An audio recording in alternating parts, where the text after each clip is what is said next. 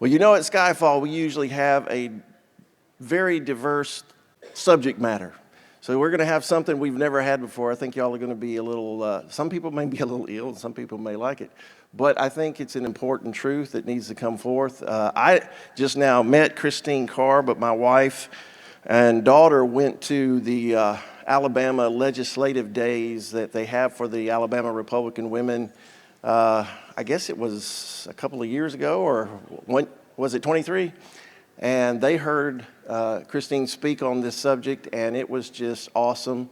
And so we invited her here, and we want to hear this topic. And I'm not going to give it away. I'm going to let her dig into it. But here's what I say about everything: listen. Take in the information and then check for yourself. Do your own research, and as the Bereans, to figure out if those things are so, right? So that's what we do about everything. You're supposed to check me, check Pastor Troy. You don't just go, hey, Pastor Dean said it, so we're going with it. Don't do that. You better know it's the truth. And, that's why sometimes I even get information. I get information from good sources, and I still double check, sometimes triple check to make sure. And even then, I've had to go back and go, that was not right. I have to retract that and correct that. And if I get something wrong publicly, I correct it publicly. So anyway, I know we still got a few coming in, but Christine, if you would come on up, and we'll turn it over to you.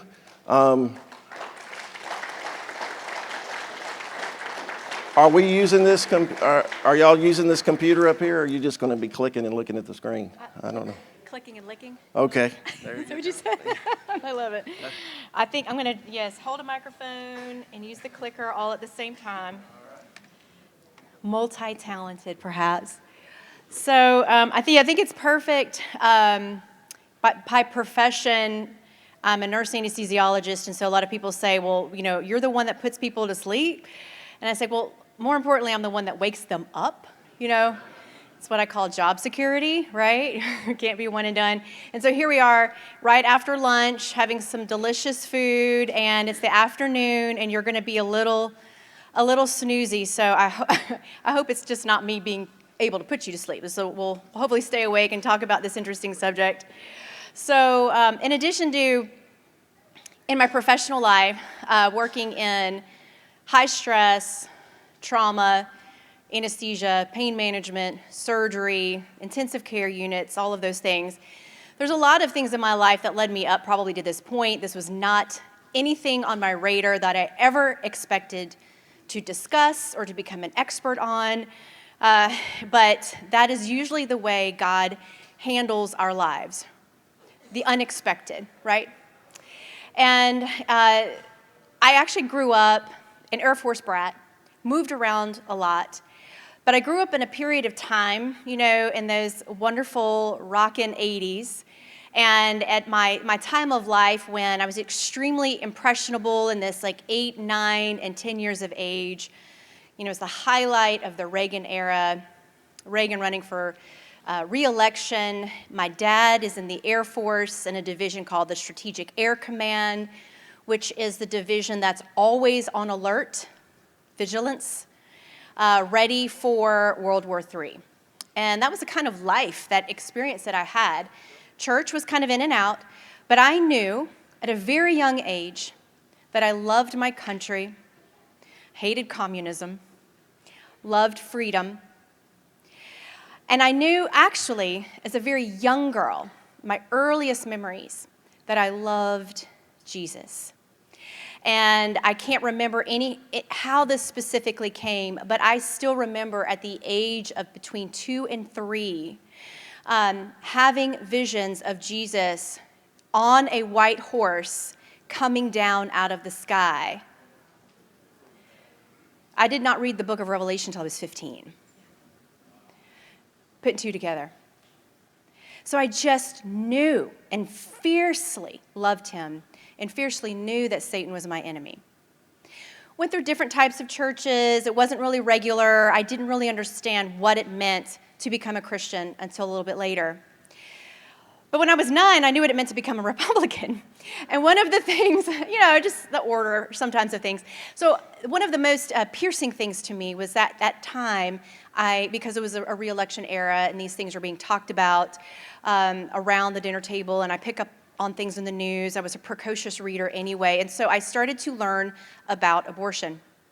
And I'm telling you, when you're 9 years old and you learn about abortion and what that means, that is emotionally traumatic.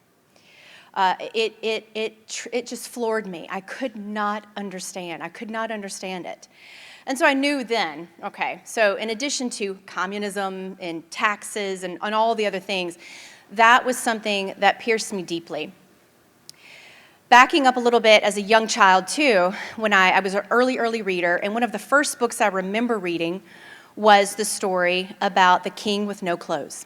Do you remember that story? Right? And I remember thinking to myself, I was around 3.5 to 4, reading that story. I just couldn't believe that the crowd would follow this nonsense, because I believed that adults knew what they were doing, right? We go through this transition at some point in time where we realize, the adults didn't really know. They didn't understand. So I remember as a young child, not only I knew I loved Jesus, hated Satan, I knew that I wanted to grow up and be like that little boy in that story. That I always wanted to be the person that could recognize when the crowd was going after folly. And that I would also have the courage to speak up. So then we fast forward, and I just told you about my political indoctrination as a kid. And the things that made sense as a kid, they still make sense today, right? And then it wasn't until I was 14, and I went through a period of time in those middle school years where I was in a bit of rebellion in my heart, and I drifted away from God. But I was curious about spirituality-related stuff, and it started to become evident to me that there is a world out there and that there is real darkness. So I started to get hungry again and started to seek and start reading my Bible and reading devotionals and start going to church again with friends. And it was one night in my room when I was 14, and I read out of Romans chapter 10. But what saith it? The word is nigh thee, even in thy mouth and in thy heart. That is the word of faith which we preach, that if thou shalt confess with thy mouth the Lord Jesus, and shalt believe in thine heart that God hath raised him from the dead, thou shalt be saved. For with the heart man believeth unto righteousness, and with the mouth confession is made unto salvation. I was floored. I said to myself, is it really that simple? Oh, no problem. Because remember, I'm an Air Force brat. I'm in the military. I've, by this time, learned how to shoot M16s and throw concussion grenades and went on survival exercises with my dad. That was normal stuff.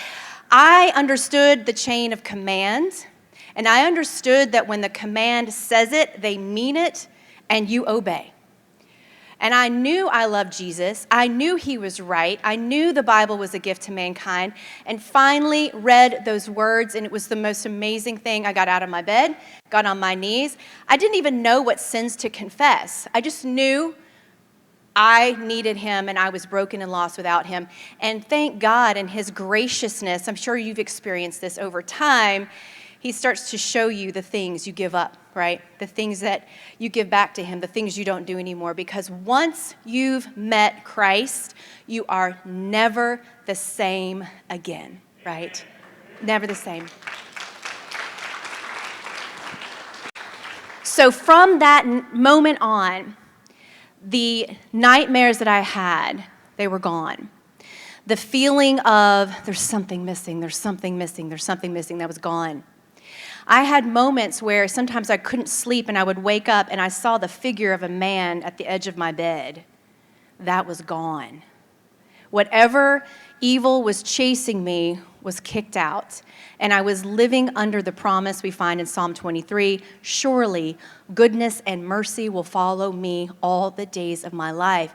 And brother and sister, I tell you, I look at that as a personification of the Lord. You are being, yes, we know, The devil is like a roaring lion seeking whom he may devour. But you're being tracked by goodness and mercy every single day of your life. Don't forget that, okay? Even though you may feel a darkness coming after you, he is coming after you more. So now being a teenager and wondering what am I going to do with my life, and I knew all these just different things, and I knew I was the kind of person that does not want to see the vulnerable harmed or killed. Very passionate about it. I knew that I will not be a coward, and that if I see that there's something wrong, I will speak out about it. And I knew I wanted to give my life to serving people. So at first that was in the world of medicine, and after my brother passed away when I was 16 and I saw the way the nurses cared for him and cared for his family, I knew I had to be a nurse first. I just had to do it because I just fell in love with how they gave everything to their patients. And so I went into nursing, became an RN at 19. I went through a lot of schooling really fast, went to the intensive care unit, and then went into my anesthesia specialty and have been doing that ever since. And this was an area that I did not expect to be into because my eldest son was very sick from a post-concussion syndrome. In the year 2021, we were in New Orleans getting him specialty therapy, and it saved his life. It was amazing. Hyperbaric oxygen therapy was fantastic. So I'm coming back to the Birmingham area, so excited. I wasn't paying attention to anything going on in Alabama state politics at that period of time. If you remember, 2021 was really bad. We had a changeover in the White House. We had a injection that was starting to be forced onto people, and I was trying to navigate through all of that, working in the hospital. And I was just mostly paying attention to national issues. But then I came home, and that's when I found out that for some reason, the Alabama state legislature in the Senate had already passed this medical marijuana legislation. I was shocked. I was disappointed. I had followed enough of the science happening in other states and saw the problems that were happening in other states and the way the industry was taking advantage of vulnerable people. I was concerned about the lack of good science behind it. And then I read the law, and it was just a terribly written law. It was more about the money than actually helping patients. And so I got in touch with lawmakers, asked them, is this thing really happening? They said, yes, we're really frightened about it. Spoke with some other international experts, and within less than a week, I was down in Montgomery testifying at a House Health Committee meeting, and I saw the fix was in. I could see the corruption that was going. I tried my very best. I helped a lot of conservative lawmakers. They filibustered other Republicans. We almost stopped the legislation. That year, we did run out the clock on gambling, so gambling didn't get passed that year. But it was passed. We lobbied Governor Kay Ivey to either veto it or to make amendments so that we could protect babies and children and fix some of the flaws that were in the law. She completely ignored it. And later we found out that she's received a lot of money from that industry. And so somehow I just kind of got involved with speaking about the science and speaking about the truth of why we should be concerned about this issue. And that's how I got involved with Eagle Forum. That's how I got involved with a lot of conservatives and going around the state. And I do not get paid at all to do this. Okay, so that's no conflict of interest. Thank you so much for helping take care of my travel expenses. But you can testify, I don't get paid to speak, okay? This is something that I care about because I care about our children. So that's a huge intro, right? But I just want to let you know who I am, right? So when we get into this, and we can really talk about the science and some other items related to this. And I'm so excited, too, to be here because a lot of times I go to policy meetings or healthcare or science-related meetings, and I love being able to be here because then I can bring in the gospel, I can bring in the Bible, and I can, you know what I mean? It helps so much. I just love that. So some of the key things I'm going to cover. Number one is what we call myth busting. I'm going to bust a few myths. I'm going to tell you about some good information you can read and why some cannabis can be okay and then a lot of it just really isn't. The debate about medicine, a couple of other myths, and then the next section is about some key harms. So a lot of people can agree to disagree on this subject. But what we have to pay attention to, what we must agree on that is very important, is paying attention to the impact on our brains, on our minds. You know the Lord cares about that very much. The impact on our babies, because that is a huge crisis that's developing in the exposure of babies to this preconception and during gestation, and the impact on the child. If we can't get those three things right, this is all a complete failure. And then we'll talk about scripture. We'll talk about the connection of cannabis to demonic activity. And I'll even hopefully have time to share with you some really good basic tips on naturally strengthening your God-given endocannabinoid system, which is a complete miracle in itself. All right, we ready? All right.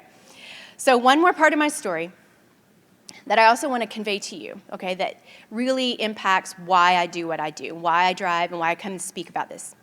I have 4 children, and so this is my sweet little boy, Brian, and he's my youngest son, my 3rd child.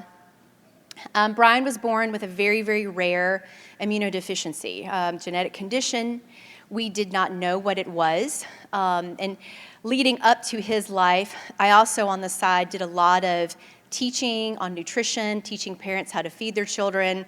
Even though I do work in Western medicine, I am very natural focused. I want you to avoid getting on medicine as much as possible. I want you to avoid seeing me in the hospital as much as possible. There's so much you can do that God has done to create your own ability to heal yourself.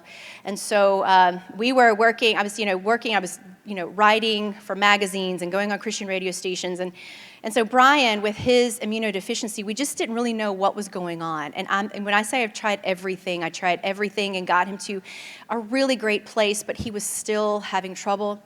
And so we finally found out through tests that we had not done before that he had a very rare immunodeficiency, kind of like bubble boy syndrome. And that what little bit of immune system he had was fading and he would soon have none.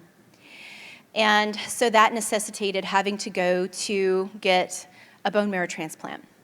And we fought for his life for a very long period of time. And I could say that I know what it's like in being someone that fights for their patients. I know what it's like to be a mom fighting for her special needs child and all of the expenses that go with that, and the therapy visits and the doctor's visits and the nights of praying and crying. I know what it's like to be that parent stuck in a hospital room for over 10 months, and how you have to fight the doctors because you realize they stopped caring about your child and that they're done, and you have to convince them that no, they're not. And I know what it's like to hold my own child when they take their last breath. I know what it feels like to kiss his cheek for the last time before they close the coffin lid. I know what it feels like when you see them go in the ground and all you want to do is be there with them. And after he went to heaven and he was buried, going to his graveside for weeks, asking the Lord to raise him back up again. I know these things. And no, he did not die from a drug-related situation. What I'm saying is, I know what it feels like for parents that suffer for the sake of their children. And I know what it feels like to lose a child, and I don't want anyone to know that feeling. And one of the things that was so frustrating in seeing the process of this legislation get passed and seeing how other states and how the marijuana industry used parents of sick children, they use them. They haul them out in their wheelchairs, and they get really bad legislation passed off the guilt that other people feel. This is not what we're talking about. We're not talking about the rare instances where there are sick children that might need it. This is legislation that's trying to get in full legalization and sickness to everybody. And what I can't stand is when you try to stand up and speak the truth about concerns, all they do is call you uncompassionate. You don't have compassion. You don't care about these people. And I say, excuse me? I will not take that lying down. So I talk about my sweet boy Brian because I'm telling you, when it comes to compassion, I know. So let's keep going on. All right, the first thing that we need to do is talk about some of the myths that do surround cannabis, marijuana.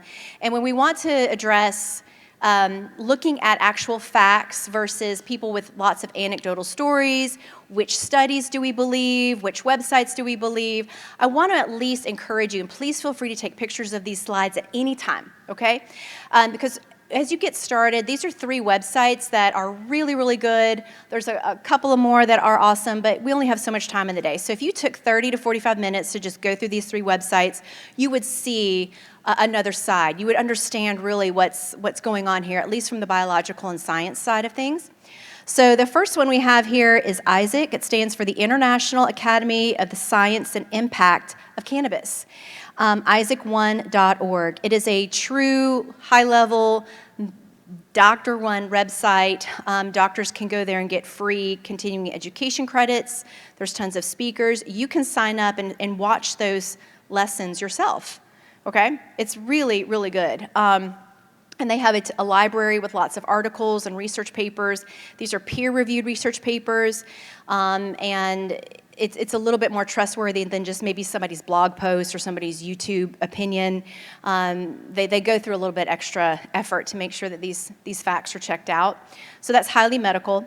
The next one is Johnny's Ambassadors. This is a really good lay-led type website. Johnny's Ambassadors was started by a mother named Laura Stack, named after her son Johnny, who when he turned 19 started to get his own medical marijuana stuff for his anxiety, and within a year he was dead because he jumped off of a 9-story building.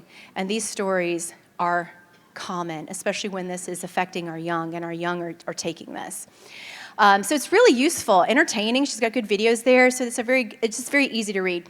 The next one is SAM, Smart Approaches to Marijuana, led by Dr. Kevin Sabet. They're really, really good because they combine both science, medicine, and policy, and they analyze all the states and what the impacts of different things. It's like the more wonky level type of, and it's really good. Other websites down here, Mom Strong, Pop Pot, One Chance to Grow Up is really good. I like it. And SAMHSA and NDHSA data are the government-based sources, which is just the raw data, and you can go through it.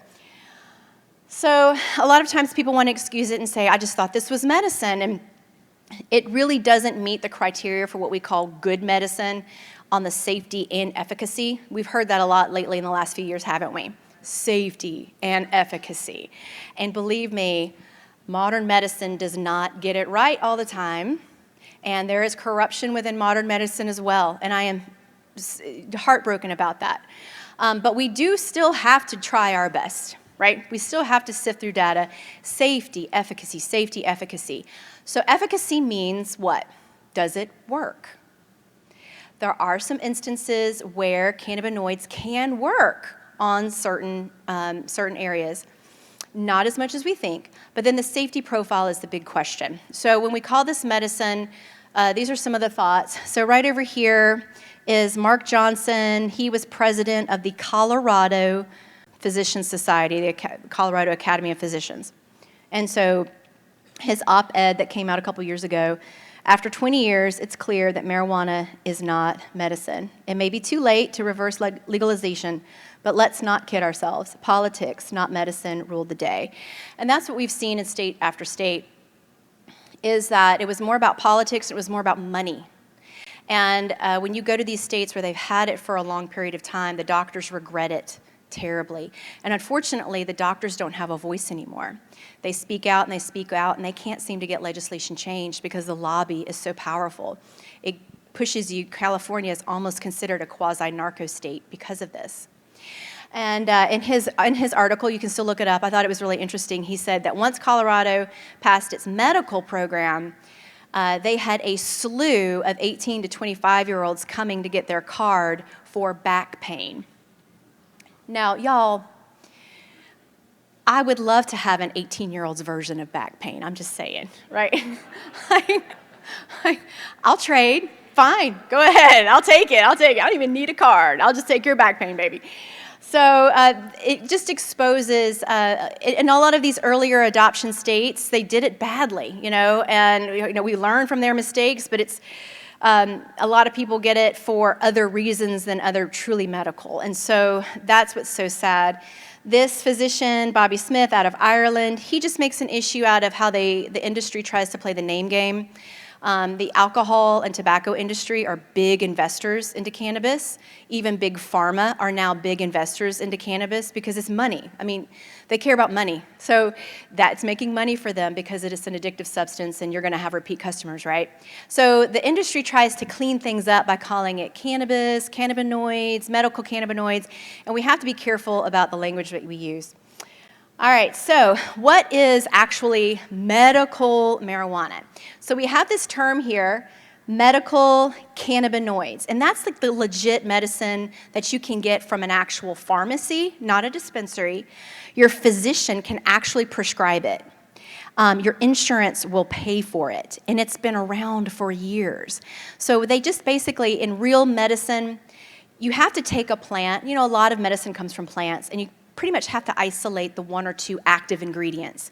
Because if you have an entire plant with its hundreds of ingredients, how can you know which one is actually working or which one is causing a bad reaction, which one is interacting with the other medicines you take? It's very, very hard to have standard things to compare it to.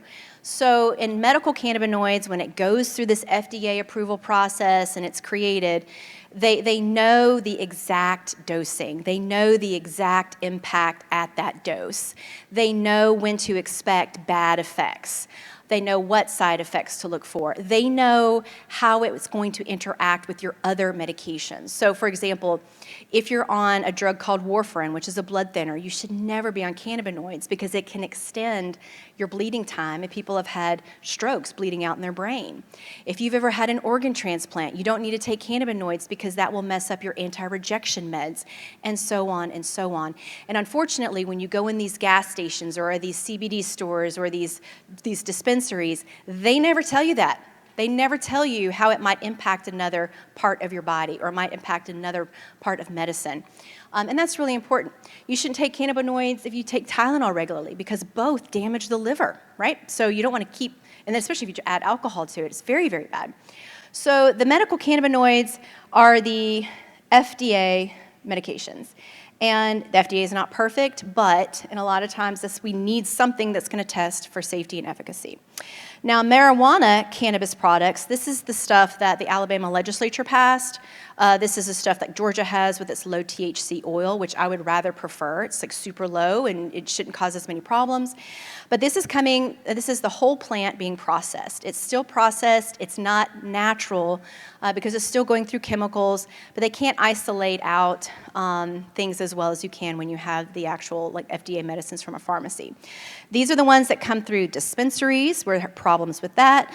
This is where you don't get a prescription, you get a card, a recommendation card, and there are a lot of other problems that can come from it.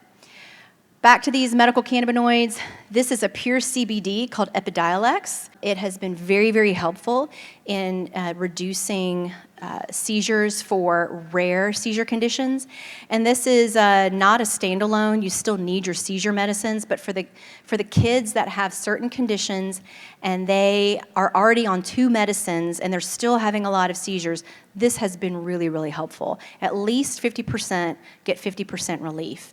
It's not 100% all the time, but if your child is having hundreds of seizures a day, it means a lot. Some of these are THC analogs like Marinol, Sesamet, and Syndrose. Those are for people with spasticity disorders, if you have poor appetite because of cancer or AIDS, something we call cachexia, and it's for nausea for those conditions as well, for chemotherapy nausea. This is already here. You can already get this. All right. Now, the assumption is that it's set. A lot of people tell me, oh, it's settled science. Marijuana is medicine. Well, if it's so settled, then why are all of these medical organizations against it? They're not against the marijuana, the cannabinoids, medical cannabinoids, but the dispensary-related stuff. And you have, even here, the American Academy of Neurology, the American Epilepsy Society, because marijuana can actually worsen seizures. It can even cause seizures. But if you have the Epidiolex, that's the more helpful one. Even here, let's see, the International Association for the Study of Pain. In 2021, when our legislation was going through the state of Alabama, this group published huge reams of papers coming out saying, sorry y'all, marijuana is not a valid treatment for pain, especially for like osteo type pain, your knee pain, your joint pain. It can be somewhat helpful for certain types of neurogenic pains, but in very narrow situations. And after this, since 2021, the papers keep coming out saying it's just as good as placebo. Placebo can be very effective. And we also just here in our state, Department of Health, Attorney Marshal, the Alabama Fraternal Police, Academy of Pediatrics, and the American College of Pediatrics also said, no, this isn't going to be good for our society. All right, other myths. Some people think, what's the problem? It's a little bit of pot. You know, I'm not hurting anybody. Today's pot is much more concentrated. It's genetically designed to be much more potent. Back in the day, it was only about 4% THC dry weight. Now it's in the 20s. And then when you process it, you can have products that are about 100%, 80 to 100% THC, and that's where we have the problem. Now, cannabis, you can have your CBD, which is the non-psychoactive, right? You've seen that. That's cannabidiol. And then you can have your THC variants, your Delta 9, your Delta 10, your Delta 8. Those are all psychoactive, and that's where the big problem comes in, especially when you take a lot of it. So some kids think, hey, it helps me focus and study. I know that sounds a little weird. I can understand where they're coming from because pot has a really good job of cutting off your short-term memory, as some of you may have noticed of people that may use. Sometimes that can help you focus on other things, but overall memory doesn't improve. It actually worsens, your IQ goes down, and you have a harder time dealing with anxiety and depression, where sometimes they think it helps, but actually over time, it destroys your natural endocannabinoid system. It hijacks those receptors and destroys them, so you end up becoming more depressed, you end up becoming more anxious, and it is the #1 drug that helps teens commit suicide, complete their suicide attempts. So, and then when you tack on everything else, kids go through trauma, bullying, social media. It's just a terrible recipe. Let's see here. They think it's not addictive. That's not true. Youth marijuana addiction is twice as much as alcohol in the rates. Marijuana addiction is a real thing, but I've seen God heal people from it, and it is possible to get over it. One of the things that's so scary is this fact right down here. The #1 contributor to future opioid use disorder is marijuana use before age 18. That's a stat that continues to get supported by the research. And so if you want to guarantee that your kid's going to be a heroin addict someday, let them be exposed to THC before the age of 18. I don't think that's what parents want for their kids. That's certainly not what God wants for our children. Basically down here, medical marijuana is still pot. Medical versus recreational is basically meaningless because THC is THC is THC. What matters is the potency, how often you use it, and the age at which you start, okay? Those are the 3 key factors that make a difference. All right, another kind of myth is that, you know, pot's gonna help cure our opioid addiction crisis. That's not true. They actually all play in the same sandbox together. And what happens is there's something called priming the brain. So when you look at, you know, the different cells, let's say the cells in our brain, and we have lots of different receptors, a lot of the cannabinoid receptors sit very closely to our opioid receptors, and they share the same chemical signaling pathway within the cell. So when you have THC, Delta 8, Delta 9, Delta 10 binding to the cannabinoid receptor, it actually overwhelms not only that one, but it overwhelms your opioid receptor, and you're damaging that as well. So from what I've heard from experts that are especially pain treatment experts living in states that have legalized marijuana or like really broad medical marijuana programs, that their patients over time, and it's like within 3 months to 6 months, start craving opioids, where they genuinely don't want to be on opioids. They think using marijuana is going to help them get off of it, but they're on it for so long, they've damaged both receptors, and now they go back on opioids heavier than ever. So this thing right here is some stats out of Colorado. So Things weren't too bad. Opioid-related deaths, we had medical marijuana legalization around here, full recreational legalization right around here, and then the spike of opioid-related deaths. What I have been told by law enforcement, drug trafficking experts, and medical professionals is, one, this is an issue of priming the brain, that people crave it more, but the cartels run all together. So wherever you have a place that has looser marijuana policy, you are going to start seeing more and more fentanyl deaths. So our fentanyl crisis is not just a Chinese coming across the border, Mexico loose borders thing. It's a connection to the marijuana industry thing. And I'll piggyback off of that. The Chinese mafia is one of the #1 groups pushing illegal marijuana grows in the western part of the United States. So in Oklahoma, it's been overrun. So wherever you see this getting legalized, you will see more Chinese mafia and Chinese groups where, in China, if you're caught with this stuff, what's going to happen to you? You're in jail, you probably get executed, something happens. Here, the Chinese want us to be on drugs. Why do you think? Why do you think? When we need strong, healthy men and women and children to be sober-minded, to be sharp, to be courageous, to be ready to go at a moment's notice, spiritually or physically, they don't want us to be strong. They want us to be broken down. They want us to be sick. They want us to be high. They want us to be addicted to things. Because, as you've heard in testimonies, when you are addicted to a substance, you obviously love that more than the Lord, but you end up loving the substance more than anybody and anything else. And you will sell out your family, you sell out your children, you sell out everything for that hit. And our enemies love that for us. All right, name game, cannabis, marijuana, what is it? All right, so all marijuana is cannabis. Not all cannabis is marijuana. So people want to interchange it. You got to kind of figure out what they're talking about.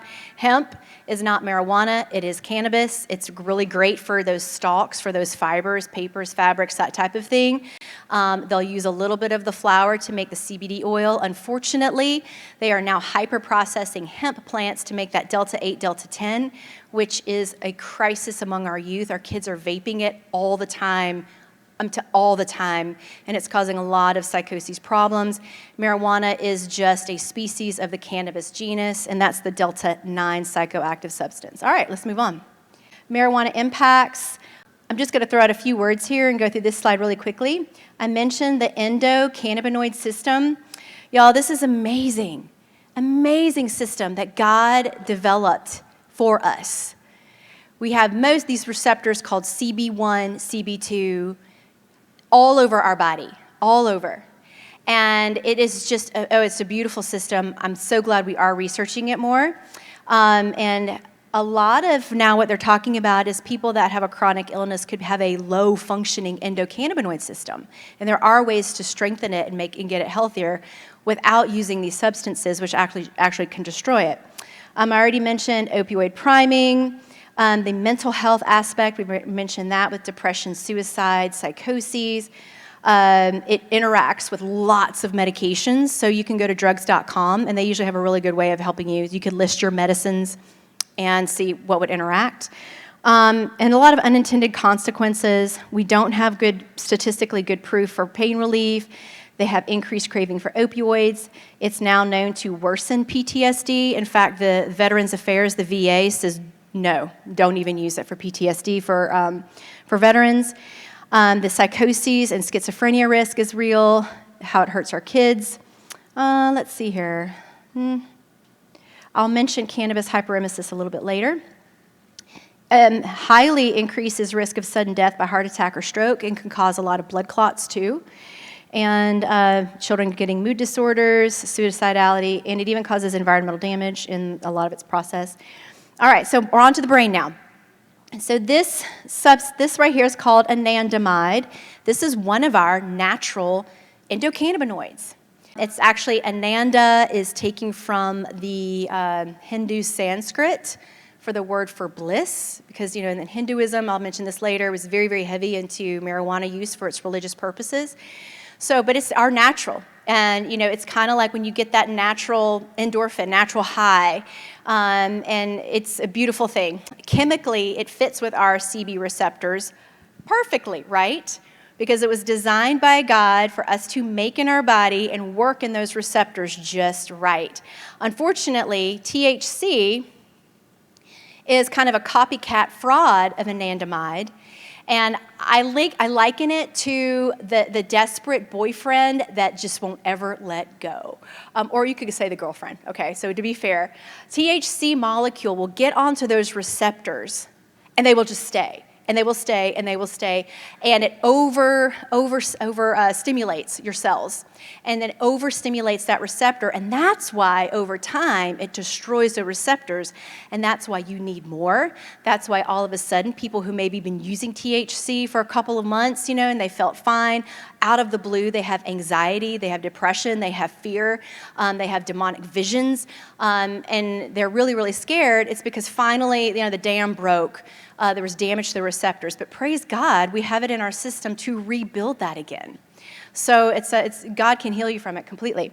All right, so on the brain, when we have THC causing problems, the anandamide is going to help it. The THC will damage it.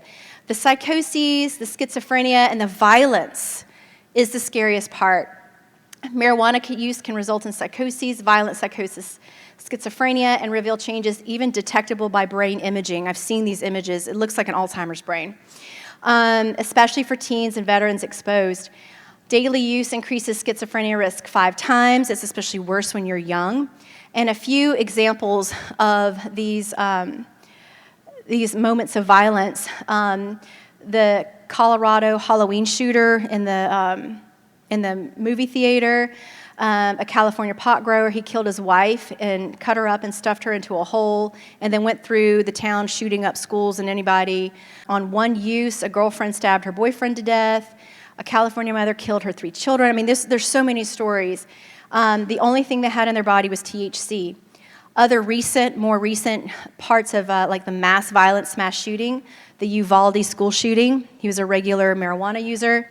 The Chicago July 4th shooting that happened that same year, he's a regular marijuana user. The Nashville transgender shooter, she was on marijuana and psychiatric meds.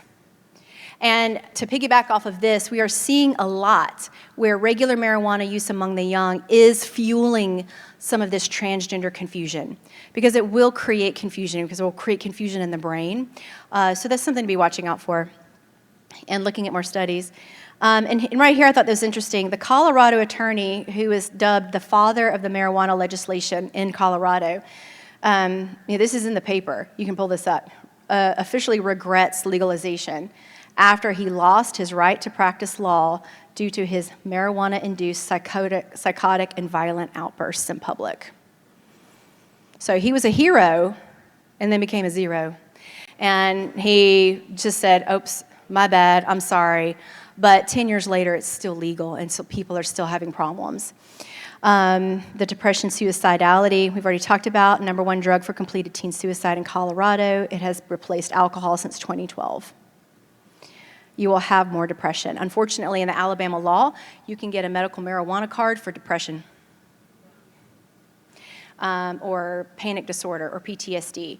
So we're hoping to change that, because this is literally going to kill people. All right, just mentioning her, this sweet lady here, Bertha. I love Bertha. Bertha Madras is the director of the Harvard Brain Science Initiative. And you've got to watch her speeches. She's on that Isaac website. She's on the board of that website. She came down to Alabama in 2023. I'm here with Eunice Smith, who's the president of Eagle Forum, and here's Lieutenant Governor Ainsworth. We were introducing him to Bertha because I've been regularly trying to educate lawmakers on the concerns about this legislation and what's going to happen when it starts to come up and running. So she came down to Alabama to talk to a bunch of teachers and youth workers about the latest research, and so she came over to the Alabama House. and she met legislators. She met Lieutenant Governor Ainsworth to talk about the damage to the brain. And she's the one that is really, really good about being able to explain what THC does to the brain. So I just love her. She's great. This is very typical. This is a beautiful woman named Zoe who was a Miss Alabama in one of those different kinds of Miss Alabama pageants. She was a conservative media personality and living in Florida.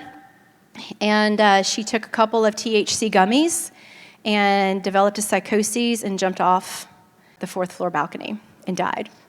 5-year-old daughter at the time. This happens all the time. Also impacting the brain is what you do when you drive. Now, Alabama does not do a great job at collecting data, but the Alabama Department of Forensics did collect this data for me, and they took 6 months in the year 2021, and about half the counties report substance abuse related to motor vehicle accidents and deaths. And so right here, the top drugs in DUI arrests and crashes. The number 1, cannabis, more than alcohol. And then this is drug fatalities, top traffic fatalities. Number 2, already marijuana. This is 2021. We haven't even opened up the first dispensary yet, and we are already seeing injury, harm, mortality, and morbidity coming from this. Real quick, CBD is not psychoactive, but it's not perfect either. So I just want to, when we're talking about the impact on the brain, there are some studies now coming out. Because all cannabis is what we call lipophilic, do y'all know what that means? It loves fat. And so that's kind of the problem. And when people say, well, what's the difference between cannabis and alcohol? Well, alcohol is damaging, but it gets out of the system. Cannabis loves to hang out and be with you for a long, long time. If you have a fat cell, they're going to find it, and they're going to sit there. And we happen to have a lot of fat in the brain. We have a lot of fat in the testes. We have a lot of fat in the ovaries. And those are the places that cannabis loves to live for a long time. Well, cannabis, no matter if it's CBD or THC, is toxic to the DNA, and it's also toxic to certain really particularly important organelle in the cells called mitochondria. Have y'all heard of mitochondria? It's kind of been talked about more and more, and I'm so thankful because I love the mitochondria. I really, I could talk to you today. This is amazing. You want healthy mitochondria. You need healthy mitochondria. After 30, you start losing mitochondria, you start losing muscle mass, you start losing energy. We are now finding out that unhealthy mitochondria is a precursor to cancer. So you want healthy mitochondria. Unfortunately, cannabis is toxic to mitochondria. So this study is showing that even CBD impairs brain mitochondrial metabolism and neuronal integrity. That just means the shape of your nerve cells, okay? So now this is with rats, so let's keep that in mind. We couldn't really do this experiment on humans. That would not be okay. So they did find, now this was high doses of CBD, that it damaged the mitochondria and it caused cell death. They think that it could be a precursor to dementia, early brain death, that type of thing. But to be fair, this was like high doses. So if you were using just pure CBD without any THC in it, I would recommend that you go as low a dose as possible, use it for maybe 3 months, and then come off of it, okay? And I don't necessarily recommend it because of other reasons I'll tell you later. But if you were going to, low, short, just, as minimal as possible. All right, the baby, this is so important. Cannabis and babies do not mix, but we are seeing pregnant women and pre-pregnant women using this all the time. And I'm telling you right now, I get to be with fellow believers, and we all understand the meaning of something called generational curse, don't we? I declare cannabis is the best biological example of a generational curse. And so what we see happening in the baby, we see in this big study that was done, and it's a continuing study, women that use during pregnancy, even if their babies are not born with birth defects, even if their babies aren't born with immediate problems, when they hit pre-puberty, many of them have a disproportionate amount of behavioral problems, learning disorders, and are much more likely to have behavioral problems and mental disorders for the rest of their life. It damages the baby at every stage. Lower IQs, lower birth rate, Marijuana use worsens autism scores, and in fact, we now know that marijuana use causes autism, not just from the mom, but also from the dad. This is past month marijuana use, so say in Florida, listen y'all, Florida's a mess. We don't want to be like Florida. As soon as they started their medical program, the industry sued them to the tune of $62 million. Ron DeSantis said uncle, and then they finally caved and opened up a lot of their legislation, and the use among pregnant women increased by 400%. This is a paper that is showing the incidence of, like, say, marijuana use and then autism rates. And they had a lot of studies showing correlation, but now they can say it's causation because of what they've seen studied in the lab and what they've seen over time in the country. It's now causative. And so what they can find here now is, at this period of time, this was a few years ago, the combination of marijuana use and autism rates very, very low to very, very high. And they now have predictive value. So you can now, if you know the situation in a state, whether it's not legal at all, whether it's just medical, or whether it's full legal, you can almost predict the rates of autism that we will have in the state. And that is terrible for the child, for the parents, for the healthcare system. I love my sweet autism babies, but we want the best for our children. But the dads aren't off the hook. Men that use marijuana cause damage to their sperm on epigenetic changes, and epigenetic is the fancy science term for generational, right? And they pass this on, and they increase autism risk by almost 40%. So women, you know, I would be very cautious if I married somebody that had past use. I would say stop using as soon as possible to allow regeneration of new healthy sperm so you can have healthy babies. Let's go ahead and go on. Knitted in the womb. We know we are knitted in the womb. We know by science there are at least 14 different pathways of what we call the knitting, especially that happens in those first few weeks of a baby developing. Cannabis interrupts at least 8 of those. And this is a list of birth defects that can happen when a developing baby is exposed. And I'm sorry, here's some pictures. So anencephaly, various congenital heart disorders, holoprosencephaly, which is anywhere from a cleft palate to full-on cyclops. Most babies aren't born. They can't survive this. It interrupts the development of your limbs, fingers, toes, the gut system, your trachea, your esophagus, dead bowel, and having your bowel borne on the outside of your body, and different forms of myelomeningocele and spina bifida, just to name a few.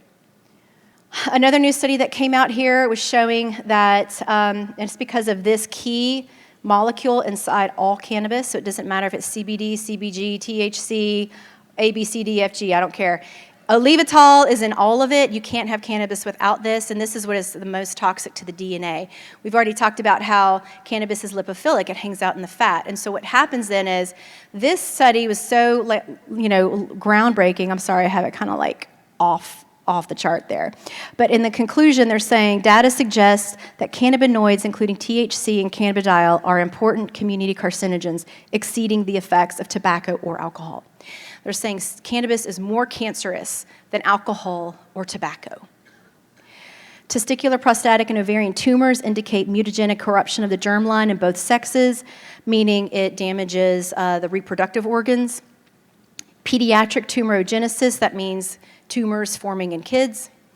Confirms transgenerational oncogenesis, that means you're now passing on cancer genes. Quantitative criteria implying causality are filled. They're saying their data is so strong, it's not correlation, it's causation. I'm not so sure about that. I reached out to some really smart biostatisticians, and they say to them it looks more high correlation than causation, but still, knowing the damage it can cause, if there's a chance that you using is damaging your sperm and your eggs to pass on future cancer to your future children, is it worth it? Most common pediatric cancers they see are increasing in high cannabis states, AML, CML, ALL. And these are all the other well-known cancers. Pancreatic cancer in women is the fastest kind of growing cancer because of now women using cannabis so much. It's scary, y'all. The child, we have more accidents, accidental ingestions, abuse, and addiction. I'm going to speed through here because I know I'm running out of time. More addicted than opioids for children. Adolescents are more higher risk. This is a child that was at somebody's house, and she took a few bites of this THC chocolate. The parents down the street had no idea and ended up in the hospital. This happens all the time. And we don't think about it, but cannabis is very highly related to child abuse deaths. All states are required by federal law to report the deaths of children from abuse or neglect, but not all states look at what substances were involved. There's only about 4 or 5 that do this, and I'm trying to get Alabama to be one of them. But I do have data from Florida and from Texas. So here's Texas. A few years ago, the number one substance involved in the death of a child from abuse or neglect, marijuana. The second was none, an unknown, then alcohol, then all the other drugs. This is Florida, number 1.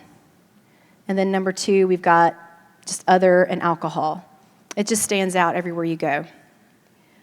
A lot of times it can be due to neglect because the parents forget to feed their kids. They don't take care of where the guns are. They don't pay attention to the dog that ate their kid's face off. Drownings, they leave their kids in a hot car. And then you do have those with violent outbursts that just outright beat their children to death. Or you have situations like this. This is common.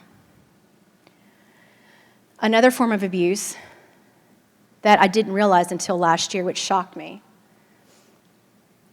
is that THC gummies, marijuana gummies, are the top candy of choice for traffickers.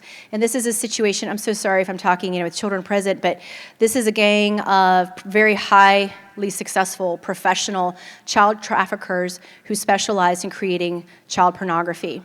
And they would get their medical marijuana cards, they had all their gummies together, and they would feed them to the children because it's the ideal drug for making a child compliant while keeping them conscious and breathing to do what they want them to do. So supporting the industry without extremely tight regulations or having it at all, we are feeding the beast. We are feeding an evil beast. All right, so what does the Bible say about cannabis? Really nothing, okay? But it does have a lot to say about being sober. It has a lot to say about being vigilant. It has a lot to say about avoiding drunkenness, being filled with the Holy Spirit, about not being like pagans. So we can infer a lot by looking at the data and by reading the scriptures in its context and its entirety. So there's lots of scriptures we could go from. I've just picked a few. So, of course, as the theme today is be sober, be vigilant, because your adversary, the devil, as a roaring lion, walketh about, seeking whom he may devour. I know you're familiar with that verse, and we know it's true. And when you read the entire chapter, it fits all into its context even more, because we're being advised here by Peter that we really have to be out on the outlook and pay attention. So to be sober, I love the use of these two words together, sober and vigilant, because to be sober means we're free. We're free from intoxicating influences.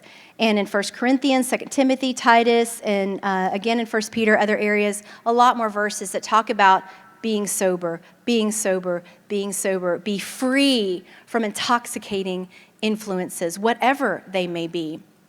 Because if you're not sober, how can you be vigilant? And vigilance, that's a key word for me, because in being a nurse anesthesiologist, I have to be vigilant all the time. Because is my patient sober? No. Y'all, they're out, okay? They've been given fentanyl. They've been given anesthesia drugs. Somebody has to be watching over them with vigilance. I can't be on my phone. I can't be off talking to somebody. I can't be typing things on my computer all the time. It's watchful and alert at all times. To be awake, to be alert. And we need our moms and we need our dads and we need our church to be vigilant. It's an action word, isn't it? It's not a passive word. It's an active word. If you check your house before you go to bed at night, are my doors locked? If you're checking, hopefully your kids don't have a phone, but at a certain age when they get one, you're checking it, right? You've got everything on there, watching all the things all the time. You're checking, you're vigilant. Who are your kids' friends? If they're going to go to somebody's house, what's going on in that house? That's good parenting. That's vigilance. But as Christians, we must be vigilant spiritually because we do have an enemy prowling around, seeking to devour us. And if we are not sober, we cannot be vigilant, and we are vulnerable. Another set of verses here. What know ye not, that your body is the temple of the Holy Ghost, which is in you, which ye have of God, and ye are not your own? For ye are bought. We are bought with a price. Therefore glorify God in your body and in your spirit, which are God's. We sometimes forget that in our independent, freedom-loving, but y'all, we are not our own. We were bought by Jesus, weren't we? We were bought by Jesus. We can't forget that. And I'm so glad we were bought by Jesus. And because this body is a temple, it belongs to him. And because we love him, we want to honor him with the very best we can give. In what we eat, drink, abstain from, or use, it all matters. It all matters. A couple of more verses. I just love, especially the transition from Old Testament to New Testament. In the Old Testament, how did God abide? It was in a physical temple they had to build, right? Or it was in a tent as they wandered the desert. One of the greatest joys of the entire universe, the history of the entire universe, was the fact that God did not have to come into a tent or a temple anymore. He came into the flesh as Jesus Christ. It's the most amazing, incredible miracle of all. And it wasn't just to reside in the flesh of Jesus Christ, because he has designed it so that he resides in our flesh too. And not in our flesh, but he resides in the body of Christ, the church. So we are the temple as together as the church and as in our own individual body. This is an amazing plan he's had for us. It's just incredible. And he wants to reside in us. We know there are other spirits and demons and evil things that want a body, don't they? They want something to house in. But God does too. I want that. I want that. And I want to honor that. All right. Let's see here. Lovers of pleasure more than lovers of God, having a form of godliness, but denying the power thereof. From such turn away. Why did I bring this up? Because a lot of people might want to make an excuse in the church, and this has been very concerning because we see in society the normalization of cannabis use more than others. We still don't accept tripping on LSD or using magic mushrooms or other psychedelics. It's still kind of taboo. But cannabis, marijuana use has become so normalized, unfortunately, especially in the church, and people are thinking that they can just burn a bowl or hit a bong and worship Jesus and have Bible study all at the same time, and I say, no way. No, you cannot do that. Because if you went out onto I-85 and got hit by a Mack truck, would you look the same? If you meet Jesus, are you going to look the same? Are you going to be the same? You are not.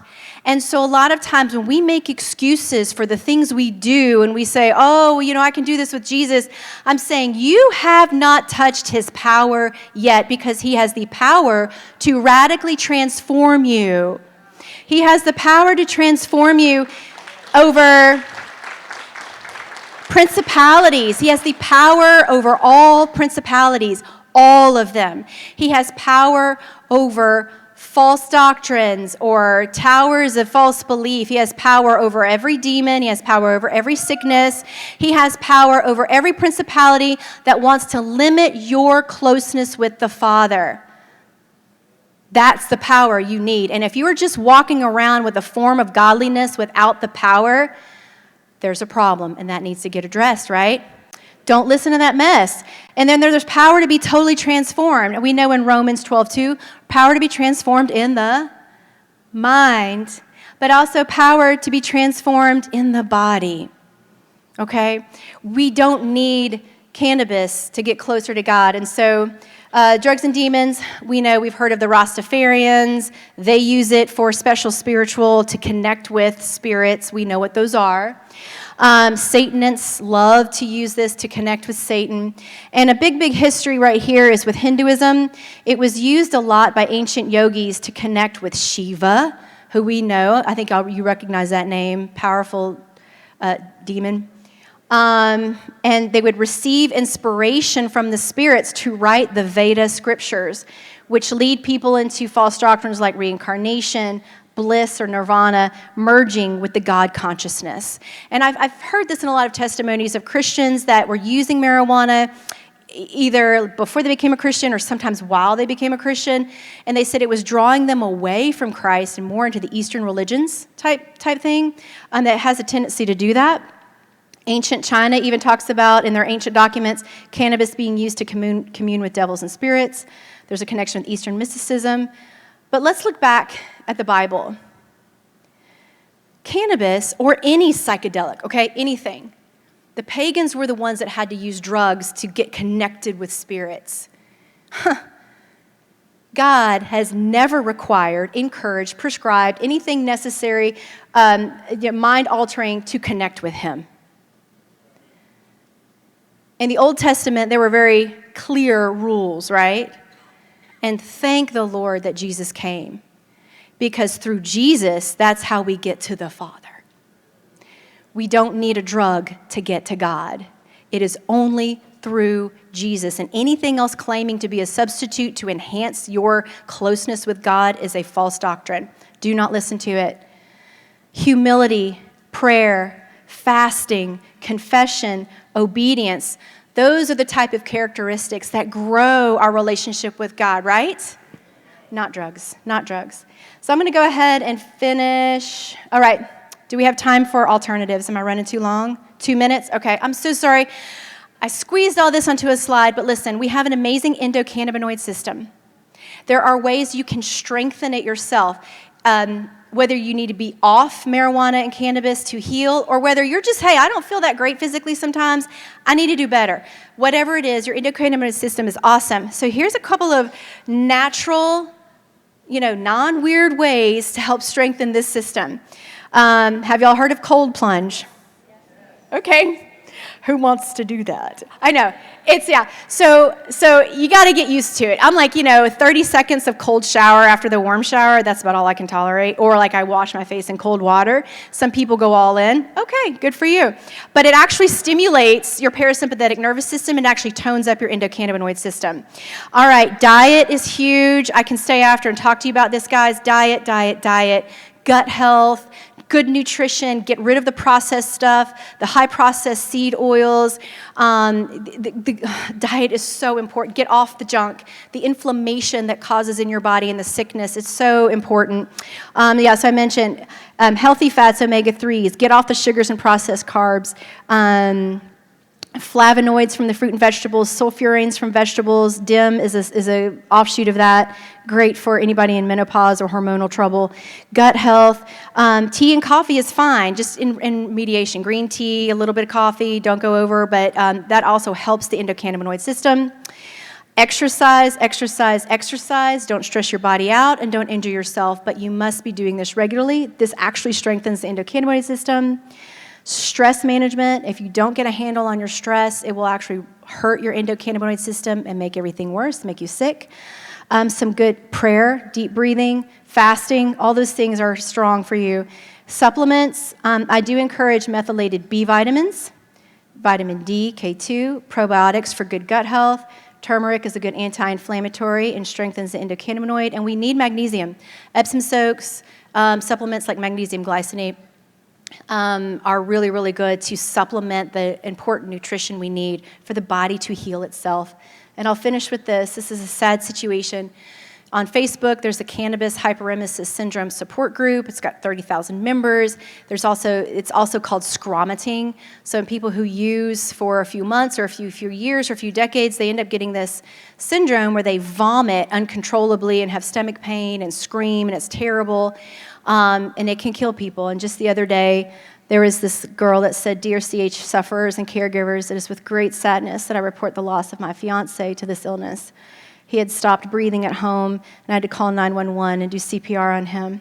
Please be aware this illness gets worse over time, and when you think you can ride out another episode at home, please don't." She said, due to his episodes every 3 months, it was difficult for him to manage his mental well-being, work, and home.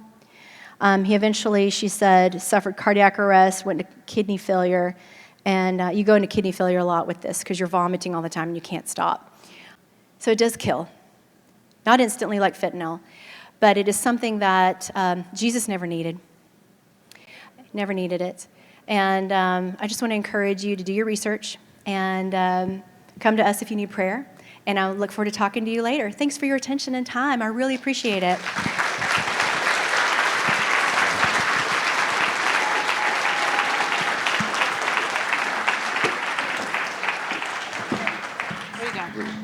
Oh, that's yours. You got it? Thank you. Thank you. That was really, really good. Wasn't that good?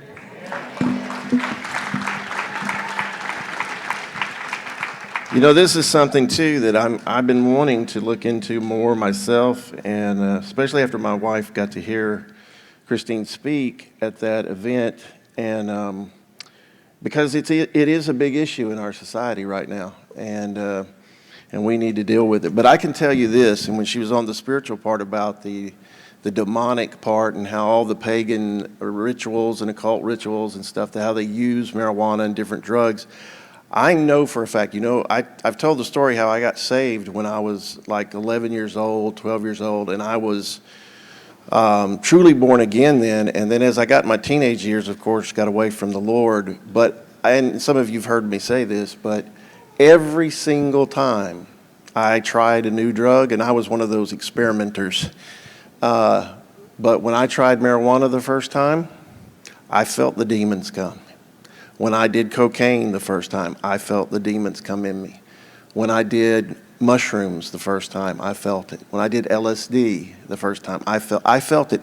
I even had, at the height of doing the mushrooms and the LSD time, I was completely sober. I wasn't even doing the drugs, and a demon stood beside my bed, flew up over me, and went in me. And I thought, you know, my brother thought I was dreaming, but I was wide awake watching this happen, and I couldn't do anything about it. I was 16 years old. I'll never forget it. So you can say what you want to say, but it's opening a door to the demonic realm if you're playing with this stuff, okay?